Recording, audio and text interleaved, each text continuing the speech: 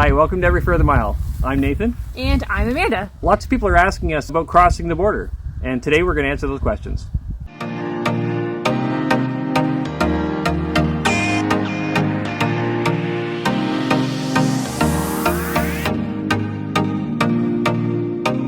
Alright, I just want to start with a disclaimer. This video is really based on our experience going across the borders. Everybody seems to have a little bit of a different experience. This is just to give you an idea of what to expect. Also, make sure that when you are getting ready to go, that you check their government websites. We're going to try to put as many links as we can below for you so that it's easier to find it. But always make sure that you check there because it's changing all of the time. Like the rules change almost every day, where they say they're going to change, but then they don't change. It's very confusing, but this is the general idea of what we've had to deal with, so that you get that idea.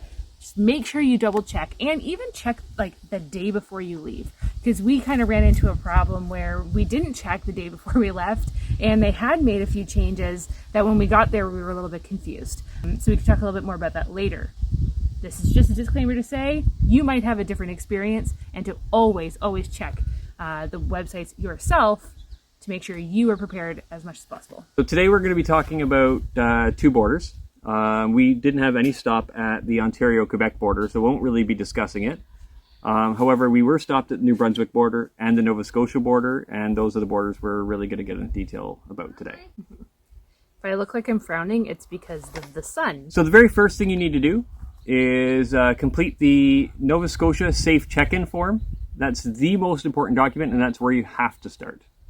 So you need to go to the website, fill that form in, and get all the documentation you need to complete that form. So they have certain requirements that you have to meet. So not everybody's able to actually get approval right now.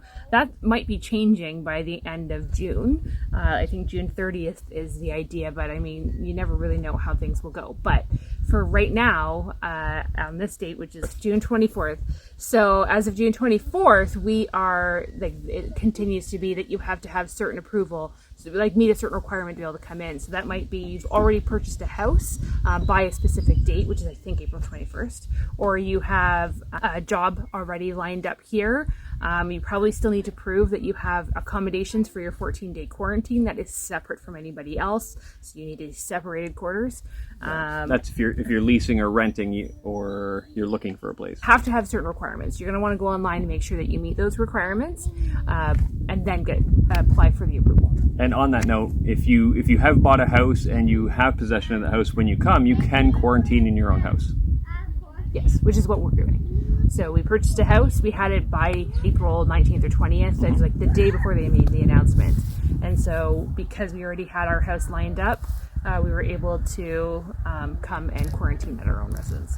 So after we filled out the online information, about a week later, we were contacted by Adjudication Team 5, who asked us for verification of the documents.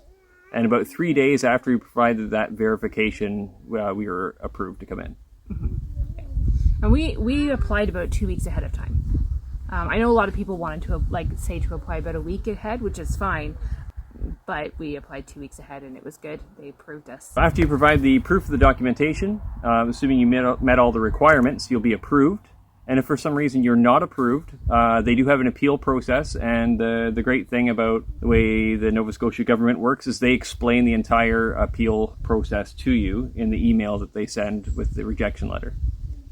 So just follow the instructions, and remember, you don't want to go all Karen on them, because that might work in retail. It does not work with the government.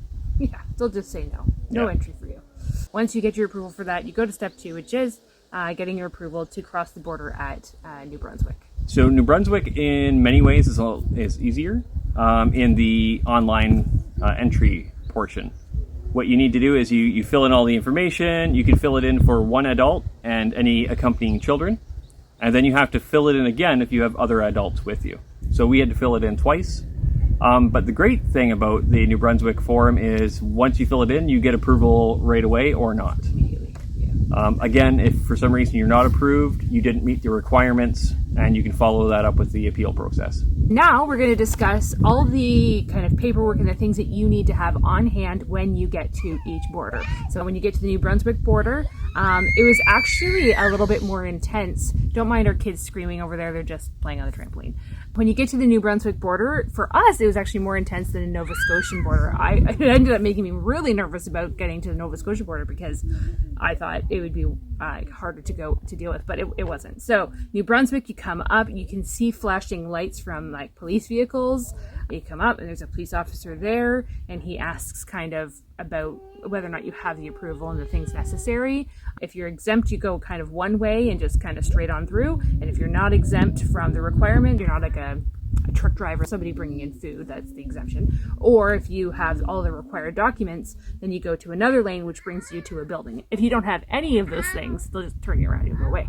But otherwise, you go to this building, and for some reason, it seems more intense. I'm like, oh, okay, we got to go into like this big garage building. It's like a government inspection facility facility that you drive look through. through all our stuff or something. I don't really know what's going on. Yeah, we were packed pretty tightly, especially the trailer, so that certainly provides a lot of anxiety. Yeah. But they didn't search anything. That wasn't actually the purpose of it. We went through the building, and there was two people there sitting at a table, and they asked us for the following documents. You needed to show proof of approval to go through New Brunswick.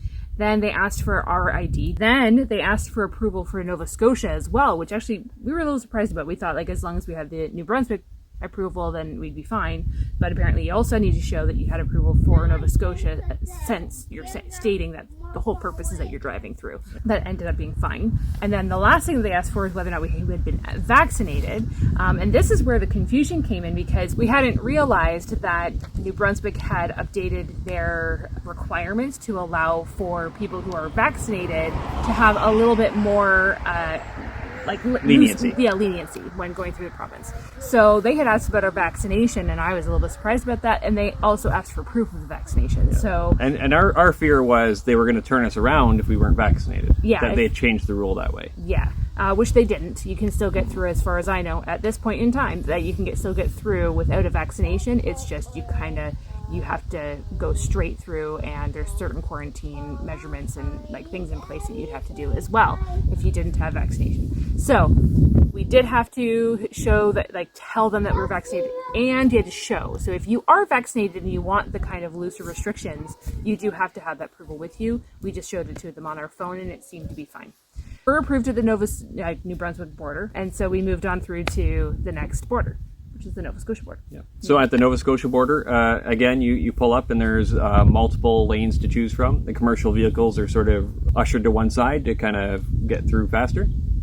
There's another lane to turn around because you're not approved. And then there's the lane that we went in, which is the folks who have a pass to get through. So once you get to the booth, the agent there asks you for your papers, asks you for ID, asks you for proof of residency in our case, because that's the proof that we required.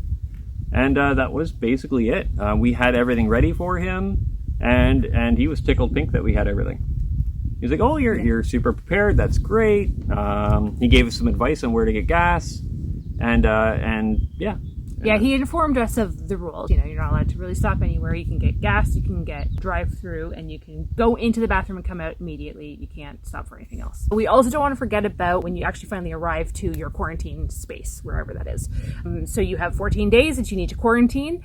Make sure you're packed well with, you have the groceries that you need. I think that there are different people that have tried to help with, if you're not part of some of the Facebook groups, make sure that you're part of different Facebook groups, because I've seen people who have offered help to get groceries. We have an amazing realtor, Andrea Jones, and she actually brought our groceries for us. If you're in the Annapolis Valley, she's the one for you. Make sure somebody has groceries there for you. And then when you're here, you need to do a daily check-in. So every morning you receive an email at the email you provided when you did your safe check-in.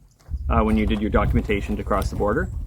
That email comes in, they give you a code, you fill in that code, and you answer the question. The questions are asking you if you have any COVID symptoms, whether or not you're following the rules, you're staying on your property, you're refusing visitors, so you can't have visitors.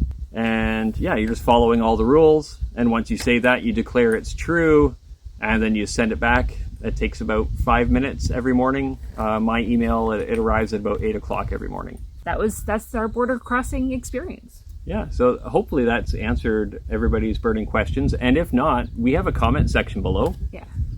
Feel free to ask any details, We're things very like that. active in the comment section, so we'll absolutely get back to you if you have any questions for us. Just remember that we will put as many links as we can below to be helpful to you, and just always check for yourself, because things are changing all of the time. Yeah, absolutely. So we do vlog style videos most of the time up until now, but we're going to do some more informational videos like this one. For example, we're going to kind of do a Q&A with our realtor about what it's like to buy and sell homes in Nova Scotia, because things have changed quite a bit over the last year or two. So if you like this video, then I want you to like this video. Also, if you enjoyed this video and you want to learn more about how to move to Nova Scotia and the different things surrounding that, remember to subscribe. And if you want to hear about anything in particular or have more questions about crossing the border, leave a comment below and we'll be sure to answer it. Check out our channel to see some of the other videos that we have done as well. All right. We will see you Every further mile.